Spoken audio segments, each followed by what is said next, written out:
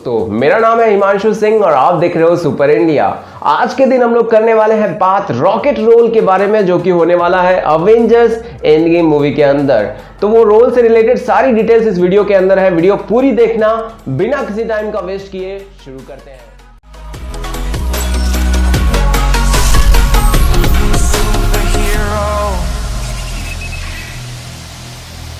Rocket role से related भी है मेरे पास टोटल 7 पॉइंट्स। पॉइंट नंबर 7 है रॉकेट भी सरवाइव कर जाएगा अवेंजर्स एंड गेम मूवी को। अब मैं ऐसा क्यों कह रहा हूँ? Rocket guardians of the Galaxy का वो मेंबर है जो वेपन अंडरस्टैंडिंग के टर्म में टीम को गाइड करता है, और इसके बगैर गार्डियंस ऑफ द गैलेक्सी की टीम कहीं ना कहीं बहुत हद तक अधूरी दिखाई देती है।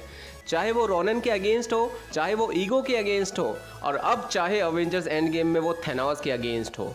टीम को वेपन अंडरस्टैंडिंग में अगर कोई वाकई में लीड कर सकता है तो वो है रॉकेट, जिसकी वेपन अंडरस्टैंडिंग इतनी हाई क्लास है कि जिसने 5 सेकंड के अंदर जस्ट गन को असेंबल करके उसके बाद रोनन को शूट कर दिया और उससे पावर स्टोन ले लिया। और दूसरी ओर ईगो के मामले में भी इसने बहुत क्विक डिसीजन लिया और फटाक से बैटरी से बॉम्ब बनाकर ईगो का प्लैनेट ही उड़ा दिया। अब बात करें गार्डियंस ऑफ द गैलेक्सी 3 के भी अनाउंसमेंट हो चुकी है, तो वो मूवी में भी हमें रॉकेट दिखने वाला ही है, यानी एंड गेम मूवी के बाद भी रॉकेट हमें वापस दिखेगा। तो ये क्लियरली एक टर्म में कह सकते हो कि रॉकेट सर्वाइव कर जाएगा अवेंजर्स एंड गेम को। पॉइंट नंबर 6 है team up with war machine and Thor. Infinity war में हमने देखा थॉर और रॉकेट की केमिस्ट्री काफ़ी क्लोज थी, मतलब दोनों ही ऐसे कैरेक्टर हैं जिन्होंने अपना सब कुछ खो दिया है। एक और थॉर जिसके पास अब खोने के लिए कुछ बाकी नहीं है, और दूसरी ओर रॉकेट ग्रूट के स्नैप से डस्ट हो जाने के बाद से अब उसके पास भी कुछ भी खोने के लिए बाकी नहीं है। तो इन दोनों का क्लोज होके एंड गेम में एक साथ काम करने का चांसेस बहुत ज़्यादा हैं। और इवन हमने ट्रेलर और स्पेशल लुक में भी कई जगहों पर देखा कि रॉकेट और थॉर एक साथ में ही कई जगहों पर मूव ऑन हो रहे हैं। और इवन अवेंजर्स के लिए पायलट यानी एज एन बेनेटर शिप को उड़ाने वाला जो पर्सन है वो है रॉकेट ही, जो हमें स्पेशल लुक में दिखाई दिया था। तो आप लोगों को क्या लगता है कि रॉकेट और क्या क्या केमिस्ट्री किसके साथ प्ले कर सकता है? अभी के लिए तो मुझे ऐसा लगता है वॉर मशीन और थॉर के ही क्लोज में सबसे ज़्यादा काम करेगा ये, लेकिन बाकी कैरेक्टर्स के साथ भी इसका कुछ ना कुछ कॉमेडी फन वाला होने वाला ही है पार्ट। पॉइंट नंबर 5 है intellectual interaction with Tony Stark. अब यहाँ पर बात करें टोनी स्टार्क की है स्टार्क इंडस्ट्री, जो पहले वेपन बनाया करती थी। इवन स्टार्क के सूट्स में भी जगह जगहों पर वेपन फिक्स्ड होते हैं। तो दूसरी ओर बात करें रॉकेट रकून, जिसकी जानकारियां वेपन के मामले में काफ़ी क्यूरियस होती हैं और वो काफ़ी ज़्यादा जानने के लिए एक्साइटेड होता है उनके बारे में। तो हो सकता है कि शायद टोनी स्टार्क के सूट से रिलेटेड काफ़ी सारी इन्फॉर्मेशन देकर रॉकेट रकून फाइनल मूवमेंट में टोनी स्टार्क को चौंका दे। और इवन ऐसा कॉमिक में भी हुआ है एक जगह पर। रॉकेट रकून की एलियन टेक पे जो पकड़ है वो वाकई में काफ़ी जानदार है, और शायद ये हेल्पर बन सकती है टोनी स्टार्क के सूट्स में कुछ तरह के चेंजेस करने में, जिसका हम लोग असर देख पाएंगे टोनी स्टार्क के बैटल फील्ड पर। मतलब थैनोस के अगेंस्ट में जब टोनी स्टार्क फाइट करे तो उसकी एफिशिएंसी शायद इस अपग्रेडेशन से बढ़ जाए।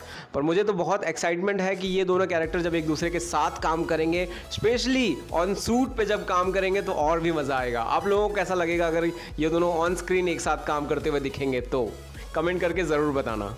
पॉइंट नंबर 4 है quantum suit making. Rocket raccoon के सूट का कलर देखिए और बाकी अवेंजर्स के सूट का कलर देखिए।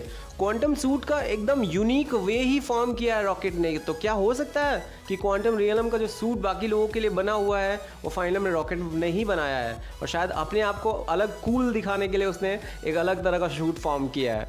दूसरी ओर अगर बात करें इस सीन को आप ध्यान से देखोगे तो यहाँ पर दिखाई देगा कि स्कॉट लैंग एक पेपर को पढ़ रहा है और उसके ठीक पीछे एक पर्सन दिखाई दे रहा है। मुझे तो पर्सनली लग रहा है कि ये रॉकेट ही है।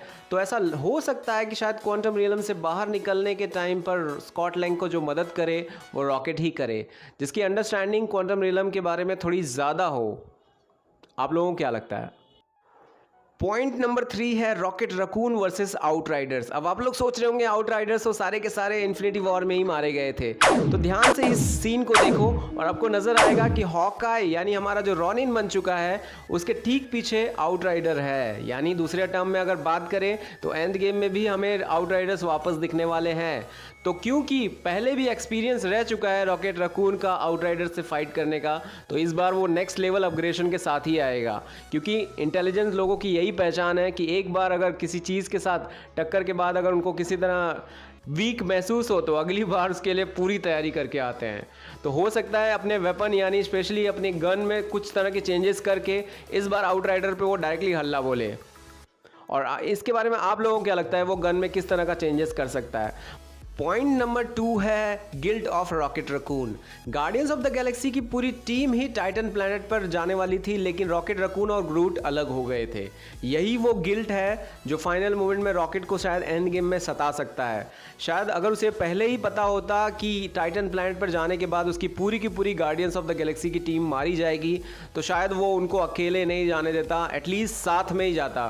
गार्डियंस ऑफ द गैलेक्सी 1 में हमने देखा था कि रॉकेट रकून पूरी टीम को बचाने के लिए किस हद तक जा सकता है। इवन उसने 5 से 6 सेकंड के अंदर ही गन असेंबल करके उस पर्सन के साथ भिड़ंत की थी जिसके पास पावर स्टोन था। यानी एक बार अगर वो अर्थ पे टच करा देता तो पूरी की पूरी जो जेंडार का प्लेनेट है उसके साथ में रॉकेट भी मारा जाता, लेकिन वहां पर उसने वो गट्स दिखाया।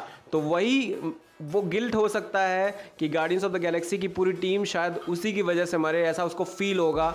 और इसका सीन हमें नेबुला के साथ में दिखाया जाता है इस जगह पर। और मुझे पर्सनली ऐसा लग रहा है कि शायद गार्डियंस ऑफ द गैलेक्सी के जो खोने यानी स्नैप से डस्ट होने और कुछ लोगों के मारे जाने का जो गम है वही यहाँ पर एंड गेम में दिखाई देने वाला है हमें रॉकेट के साथ में। आप लोगों को क्या लगता है इसके बारे में? पॉइंट नंबर 1 है रॉकेट रकून वर्सेस थेनोस।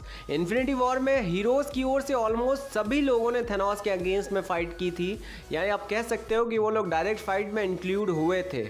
हो सकता है कि कुछ लोगों ने शायद उसे मार ना पाया हो या एक पंच भी ना छुआ हो, लेकिन दूसरी ओर अगर बात करें रॉकेट रकून की तो वो तो सामने ही नहीं आया थेनोस के।